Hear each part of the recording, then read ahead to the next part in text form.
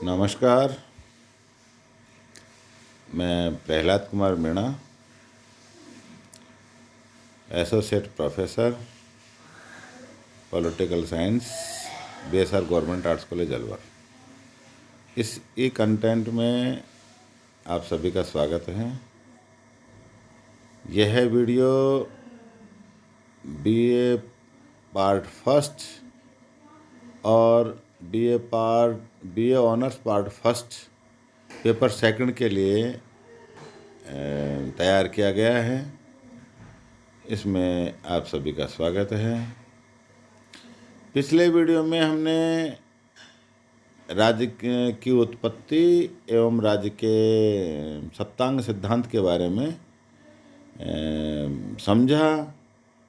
इस वीडियो में हम राज्य की उत्पत्ति के बाद राजा के या राज्य के, क्योंकि राजा और राज्य पर्याय माने गए हैं, उनके क्या कार्य हैं, उनकी क्या शक्तियां हैं, इस संदर्भ में हम इस वीडियो में बात करेंगे।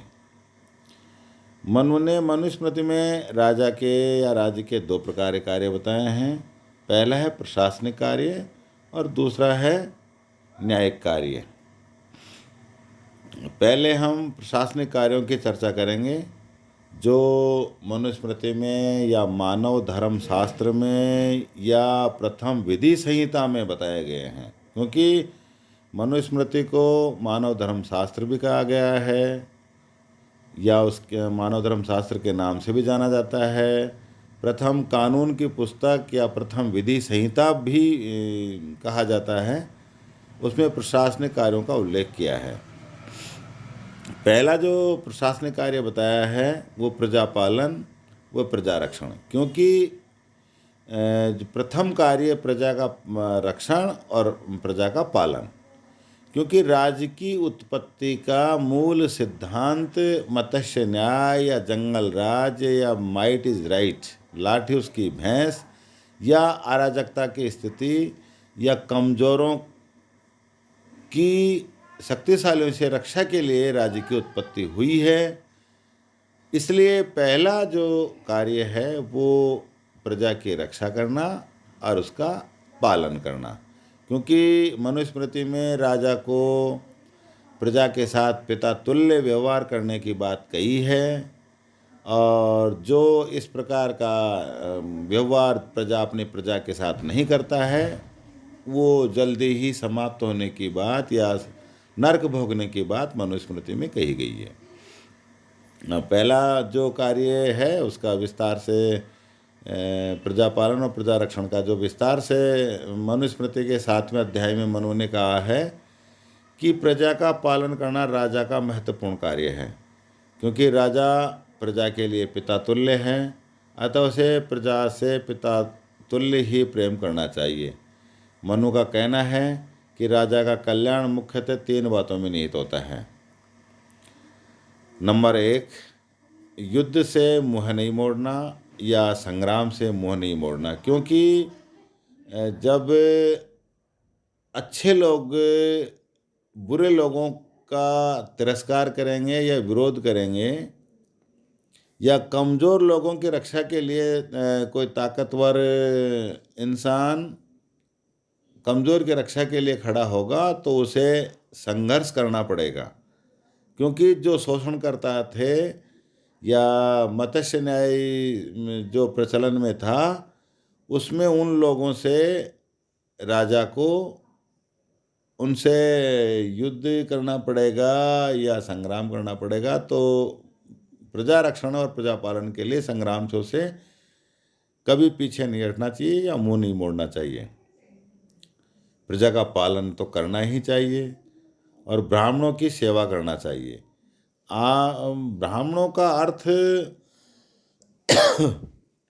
किसी जाति से नहीं, मनुस्मृति में वर्ण से बताया है।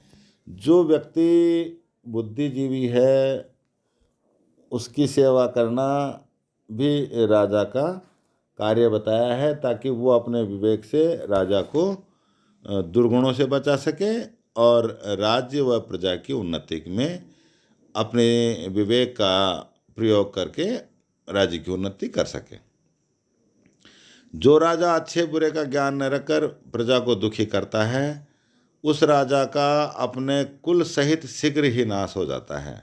ऐसा मनुस्मृति में मनु ने बताया है कि जो राजा अपने प्रजा के दुखों में उनकी मदद नहीं करता है, वो अपने कुल सहित या अपने वंश परिवार सहित जल्दी ही समाप्त हो जाता है। जैसे शरीर के सूखने से प्राणों का नाश हो जाता है, वैसे ही देश को पीड़ित करने पर राजा का नाश हो जाता है। पुरों एवं गांवों, पुरों का मतलब जनपद से है। पुरों एवं गांवों के सुचारू प्रशासन के लिए अनेक पदाधिकारियों की नियुक्ति करनी चाहिए तथा समय समय पर उनके कार्यों का परीक्षण एवं निरीक्षण करना चाहिए। अगर परीक्षण और निरीक्षण राजा द्वारा नहीं होगा तो वो लोग अकर्मण्य भाव से प्रजा की न सेवा करेंगे, न उनकी रक्षा करेंगे, न उनका लालन पालन की जो योजनाएं हैं उनको पूरा करेंगे। इसलिए उनके निरीक्षण और परीक्षण की बात मनुस्मृति में कही है। राजा को अपने दंड शक्ति का प्रयोग अथवा राज्य सत्ता का प्रयोग जनहित के लिए करना चाहिए। दंड ही प्रजा का शिक्षक व रक्षक होता है। दंड से ही प्रजा में अनुशासन बनाए रखा जा सकता है। धर्मानुसार दिया हुआ दंड प्रजा को प्रसन्न करता है और बिना विचारे दिया दंड सबका नाश कर देता है। ये बात सही है कि परिवार में भी अगर कोई परिवारजन बुरे कामों में लिप्त रहता है या अनुशासनहीनता करता है और उस परिवार का मुखिया अगर उसको दंड नहीं देगा तो उस परिवार का विनाश हो सकता है। और यदि परिवार का मुखिया अगर बिना विचारे भी दंड का इस्तेमाल करता है तो वो भी अच्छा नहीं होता है, वो परिवार का नाश कर देता है। इसी प्रकार राजा को दंड का प्रयोग करे, लेकिन वो धर्मानुसार करे। नंबर 2 जो कार्य बताया है प्रशासनिक कार्य, जन कल्याण हेतु धनार्जन, मतलब जनता के कल्याण में धन की आवश्यकता होती है। किसी भी कार्य को करने के लिए कोष की जरूरत होती है, जो सप्तांग सिद्धांत में राज्य का एक अंग भी है। इसलिए धन कैसे अर्जित किया जाए, ये भी एक राजा का कार्य है। राज्य संचालन के लिए अनेक कार्यों का संचालन करना होता है, जिसके लिए धन की आवश्यकता होती है। धनार्जन हेतु राजा को कर लगाना पड़ता है तथा वसूल करना पड़ता है। इसके लिए अनेक कर्मचारियों की नियुक्ति की जाती है। मनु का कहना है कि राजा का वेतन वह कर है जो जनता से वसूल करता है। अब करों के बारे में आगे विस्तार से चर्चा करेंगे कि कर किस प्रकार से कितना कितना, किस वर्ण से कितना और किस परिस्थितियों में वसूल करना चाहिए। लेकिन जो कार्य हैं उसमें जन कल्याण हेतु धनार्जन करना उसका राजा का कार्य है। राज्य की सीमाओं की रक्षा करना, राजा का प्रमुख कार्य अनेक अपने राज्य की सीमाओं की रक्षा करना होता है। जो राजा अपने राज्य की सीमाओं की रक्षा नहीं करता वह नरकगामी होता है, क्योंकि सीमाओं से या उसके प्रजा जहाँ जहाँ रहती है उनकी सीमाएं सुरक्षित नहीं हैं तो प्रजा संकट में आती है, और प्रजा संकट में आएगी या उनका रक्षण नहीं होगा तो वो राजा नरकगामी होगा, ऐसा वो कहता है। अगला जो प्रशासनिक कार्य है, आंतरिक शांति व व्यवस्था बनाए रखना। मनु राजा को निर्देश देता है कि प्रजा की ऐसे लोगों से रक्षा करे जो अपराधी मनोवृत्ति के हैं। आंतरिक रूप से राज्य में सुख शांति तभी रह सकती है जब राज्य में अराजकता, अव्यवस्था तथा भ्रष्टाचार का अभाव हो। राजा को आलस्य त्याग कर अपराधियों को दंड देना चाहिए, वरना समाज में मत्स्य न्याय की स्थिति पुनः स्थापित हो जाएगी। आंतरिक शांति व व्यवस्था बनाए रखना राज्य का महत्वपूर्ण कार्य है और इन सब कार्यों के संचालन को करने के लिए उसे दूसरे राष्ट्रों की भी जरूरत पड़ती है। इसलिए राजा का या राज्य का ये भी कार्य बताया है मनुस्मृति में कि पर राष्ट्रों का निर्वहन करें, पर राष्ट्रों के साथ संबंध स्थापित करें। मनु ने परराष्ट्र संबंधों पर विवेकपूर्ण संचालन को राज्य के आवश्यक कार्यों में सम्मिलित किया है, क्योंकि अकेला एक राजा न अपनी सीमाओं की सुरक्षा कर पाएगा, न अपनी प्रजा के पालन कर पाएगा, न अपने प्रजा का रक्षण कर पाएगा, न और जो प्रजा के कार्य हैं, विकास के कार्य हैं, उनको वो अकेला नहीं कर सकता। इसलिए उसे दूसरे राज्यों के साथ संपर्क या मित्रतापूर्ण विवेकपूर्ण संचालन या आवश्यक कार्यों में सम्मिलित किया गया है। अंतर्राष्ट्रीय संबंधों के सतर्कतापूर्ण संचालन द्वारा शासन प्रजा को बाहरी आक्रमण से सुरक्षित रख सकता है। मनुस्मृति में मनु ने राज्य के व्यापक क्षेत्र का विवेचन, राज्य के लोक कल्याणकारी स्वरूप को प्रकट किया है। जहाँ कौटिल्य के अर्थशास्त्र व शुक्रनीति सार जैसे ग्रंथ राज्य के दायित्वों व गतिविधियों का विस्तृत विवेचन करते हैं, मनुस्मृति में इन राज्य के कार्यों का विस्तृत विवेचन उस रूप में नहीं किया गया है। अगला जो कार्य है, राजा को अपनी शक्ति बढ़ानी चाहिए, क्योंकि राजा अगर अपनी शक्ति नहीं बढ़ाएगा तो दूसरे राज्यों द्वारा उसकी सीमाओं का, उसकी प्रजा का नुकसान करने की स्थिति हो सकती है। मनु राजा को उपदेश देता है कि वह अपनी शक्ति को निरंतर बढ़ाना चाहिए, छल कपट का व्यवहार नहीं करना चाहिए तथा साथ ही शत्रु के छल कपट को से सावधान रहना चाहिए।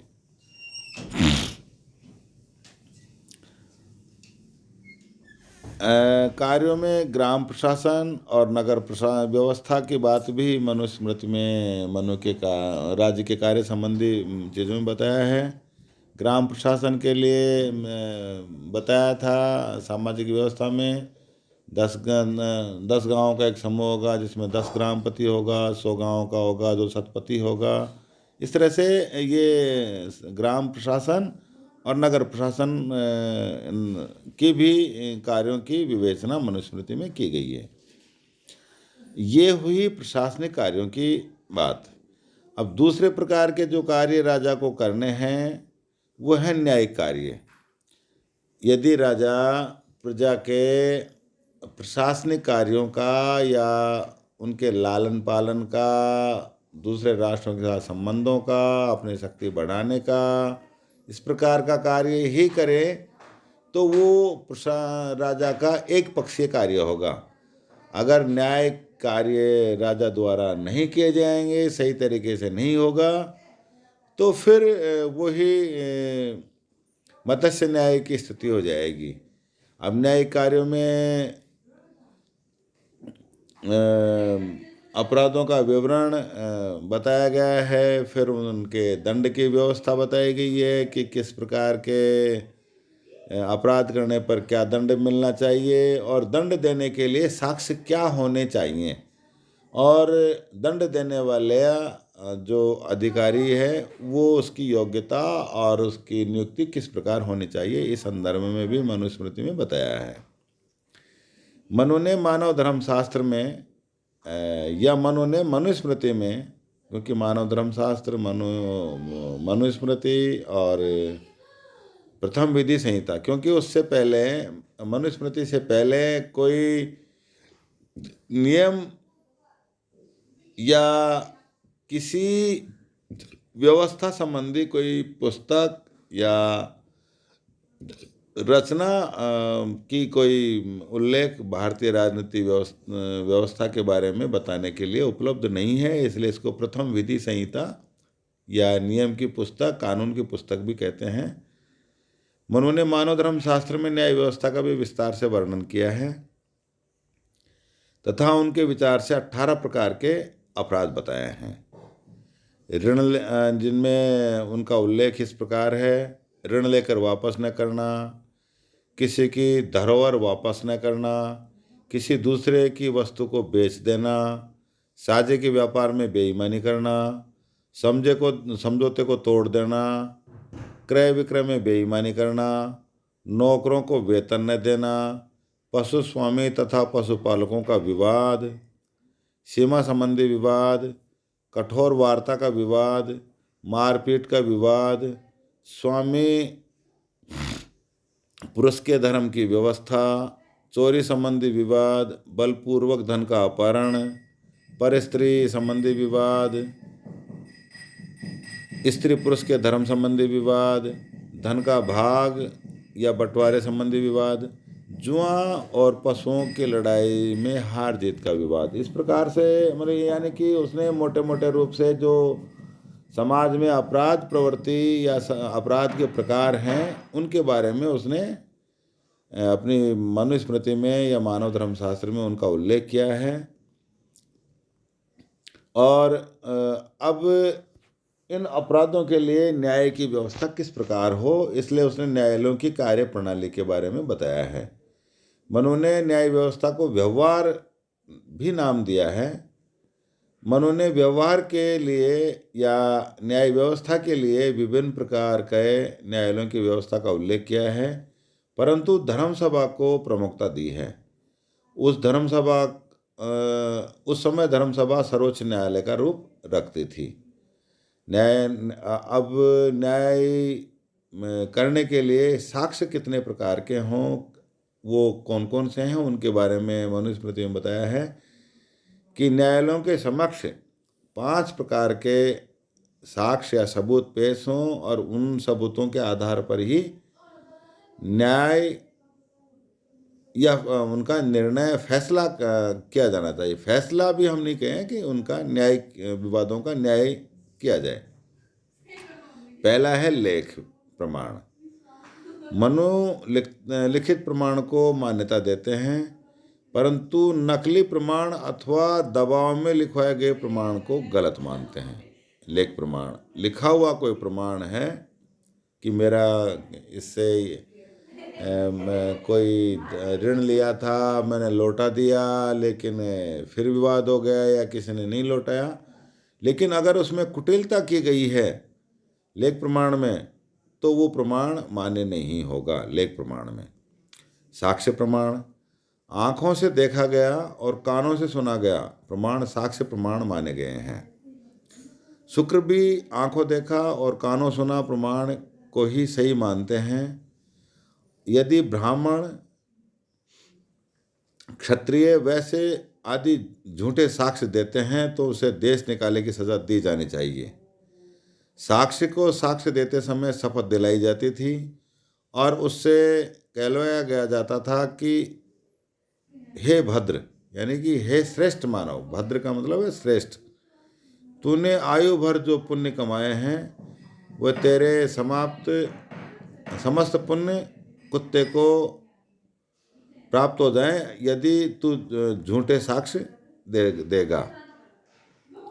भोग प्रमाण, मनु इस विषय में लिखते हैं कि यदि किसी व्यक्ति को कोई दूसरा व्यक्ति उपयोग में 10 वर्ष तक लाता है, यानी कि कोई व्यक्ति किसी वस्तु को 10 वर्ष तक प्रयोग में लेता है और उसका स्वामी मौन बैठा रहता है, तो वह वस्तु भोग करने वाले की हो जाएगी। यानी कि उपयोग भी एक प्रमाण है। उपयोगकर्ता किसी की वस्तु का अगर 10 वर्ष तक लगातार उपयोग करता है और उसका स्वामी उसे कुछ नहीं कहता है, उसका मालिक उसे कुछ नहीं कहता है, तो वो वस्तु जो उपयोग करता है या भोग करता है उसकी हो जाएगी। अगला प्रमाण दिव्य प्रमाण है। दिव्य प्रमाण के अंतर्गत 3 प्रमाण आते हैं। एक तो शपथ लेना, दूसरा है जलती अग्नि को ग्रहण करना और तीसरा है जल में डुबोना। शपथ के विभिन्न वर्णों के हिसाब से इनके अलग अलग प्रकार बताए गए हैं। ब्राह्मण को सत्य की, क्षत्रिय को शस्त्र की अथवा वाहन की और वैश्य को अपने आय अथवा सोने की शपथ दिलवाई जाती थी। यानी कि जो उनका धर्म था, उनका कर्म था, उस धर्म और कर्म की शपथ वर्ण व्यवस्था के अनुसार दिलवाई जाती थी और वो दिव्य प्रमाण के में एक प्रमाण माना जाता था। शपथ शूद्र को अपने स्वामी अथवा पालनकर्ता की शपथ दिलवाई जाती थी। शूद्र जो वर्ण था, वो अगर वो कोई प्रमाण दे रहा है तो उसको अपने स्वामी का नाम लेकर उसकी शपथ उसको दिलवाई जाती थी। अग्नि, जलती अग्नि को ग्रहण करना, जलती अग्नि को ग्रहण करने का मतलब ये है कि हथेली पे जलती हुई अंगारे रखकर उससे वो बात कहलवाई जाती थी जो कहना चाहता था। जल में डुबोना यानी कि किसी व्यक्ति को प्रमाण देना है वो झूठ बोल रहा है या सत्य बोल रहा है, तो वो उसको बार बार जल में डुबोना, फिर उसको निकालना, मतलब उसको भाई ये झूठ नहीं बोले इसलिए उसको थोड़ा सा डराया जाने के लिए ये जल में डुबोने का दिव्य प्रमाण भी बताया गया है। अनुमान प्रमाण एक जैसे हम कोई व्यक्ति झूठ बोल रहा है या सत्य बोल रहा है, इसका हम उसकी फेस रीडिंग से, उसके चेहरे के भाव भंगिमा से, उसके बोलचाल से जैसे हम अनुमान लगा लेते हैं, तो मनुस्मृति में अनुमान प्रमाण को भी साक्ष्य के रूप में माना गया है। मनु का कहना है कि जिस प्रकार शिकारी के बाण से मारे हुए शिकार के शरीर के गिरे हुए रक्त द्वारा उसके स्थान का पता लगाया जाता है, उसी प्रकार अनुमान प्रमाण से यथार्थ अथवा सच्चाई तक पहुंचने के लिए राजा तथा संपूर्ण सभा को सत्य प्रमाण तक पहुंचने का अनुमान लगाना चाहिए। ये 5 प्रकार के साक्ष्य या सबूत या प्रमाण हैं जिनके आधार पर विवादों का फैसला किया जाता था न्यायालयों द्वारा। अब फैसला होने के बाद में दंड, अपराधी को दंड देने के लिए मनुस्मृति में 7 प्रकार के दंड बताए गए हैं, जिसमें दिग्दंड, इससे अभिप्राय ये है कि अपराधी को अपराध स्वीकार कर लेने पर डांट फटकार कर छोड़ देना चाहिए। दिग्दंड मतलब वाकदंड। अगर स्वयं अपराधी अपराध स्वीकार कर लेता है तो उसको डांट फटकार करके उसको छोड़ देना चाहिए। दूसरे प्रकार का दंड है अर्थदंड। यदि अपराधी अर्थदंड दे देता है तो उसे मुक्त कर देना चाहिए, क्योंकि कई विवादों में अर्थदंड आज भी न्यायालयों द्वारा लगाया जाता है और दिग्दंड या उसको डांट फटकार के या चेतावनी देकर भी उसको मुक्त कर दिया जाता है। वाकदंड तीसरे प्रकार का, ऐसे अपराधी जिनका अपराध अधिक गंभीर न हो अथवा जो अल्प वयस्क हों, उसे वाकदंड अथवा चेतावनी देकर छोड़ देना चाहिए। नंबर 4 वधदंड। गंभीर अपराधों की स्थिति में अपराधी को शारीरिक दंड दिया जाए।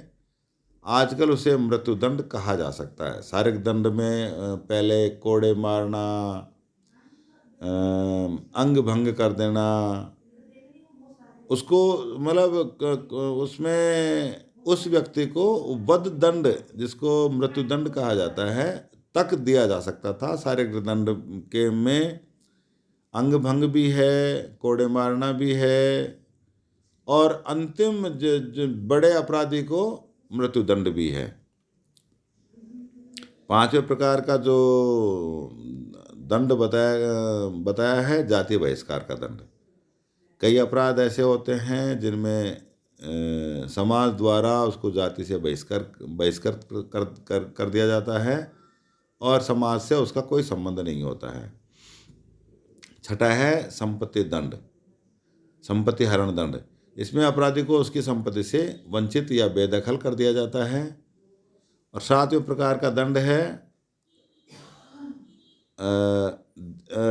निर्वासन दंड, यानी कि देश निकाला, भविष्य में देश में नहीं घुस सकता। इस प्रकार ये 7 प्रकार के दंडों की व्यवस्था मनु द्वारा की गई है। अब इसमें कुछ राजा के जो करने योग्य काम हैं उनके बारे में चर्चा की गई है, लेकिन राजा इन कार्यों को किस प्रकार से अपने पूर्ण श्रद्धा के साथ या पूर्ण योग्यता के साथ कैसे कर सकता है, इसलिए राजा के ऊपर जो नियम लगाए गए हैं या राजा को किस प्रकार का जीवन जीना चाहिए उसके बारे में भी मनुस्मृति में बताया गया है। और ये कहा गया है कि उसे राजा को 18 प्रकार के व्यसनों से या 18 प्रकार के बुराइयों से दूर रहना चाहिए। 10 प्रकार के काम से, यानी कि काम से मतलब शारीरिक भोग से, और 8 प्रकार क्रोध के बताए हैं।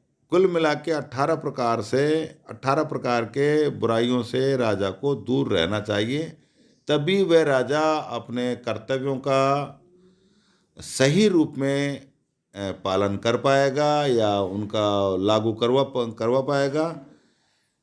शारीरिक सुख से या काम से जो दूर रहने के कार्य हैं वो है, नंबर है मृगया, शिकार नहीं करना चाहिए। दूसरा है जुआ खेलना। तीसरा है दूसरे की निंदा करना। तीसरा है स्त्रियों का अधिक सेवन। नंबर 5 है मादक पदार्थों का सेवन।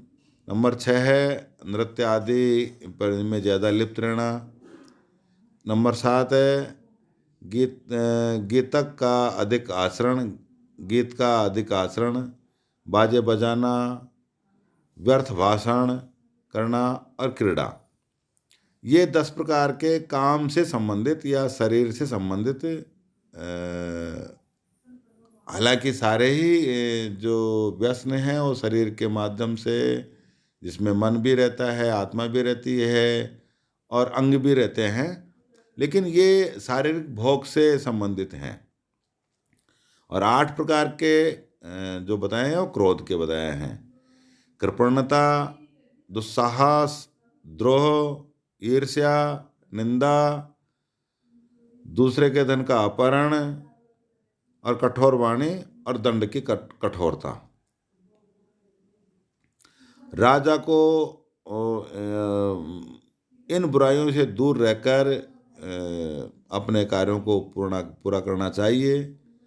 राजा की ज्ञानी की सेवा भी करनी चाहिए, सत्यवादी होना चाहिए, मृदुभाषी होना चाहिए, ब्राह्मणों की सेवा करने वाला होना चाहिए, वेदों का अध्ययन करने वाला होना चाहिए, ऐसे लोभ मोह का त्याग करने वाला होना चाहिए। ऐसे राजा हो वो इन भोगों से या इन बुराइयों से दूर रहकर अपने कर्तव्यों का पालन करे।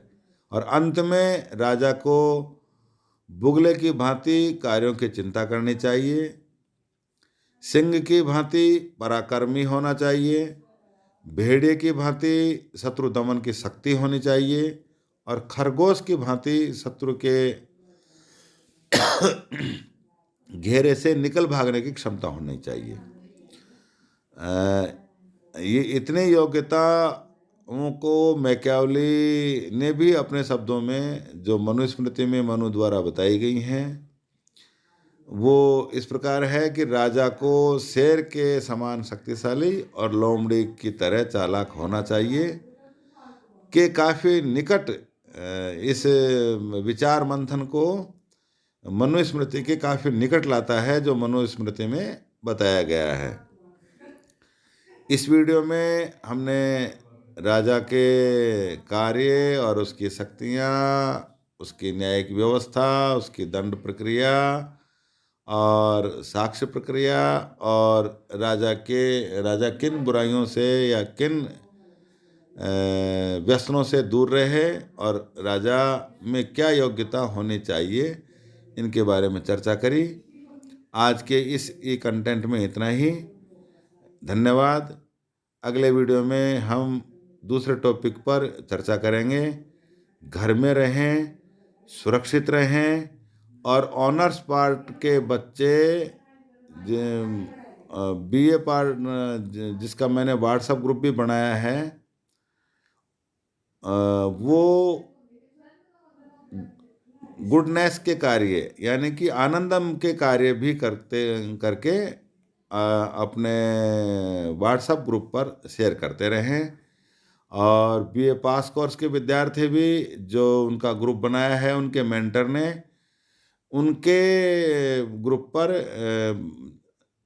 समाज हित या असहाय, निर्बल, गरीब, कमज़ोर या बीमार व्यक्ति के जिस रूप में भी वो सेवा कर सकते हैं, ऐसे सेवा के वीडियो या फोटो अपने अपने ग्रुपों में शेयर करते रहें। धन्यवाद।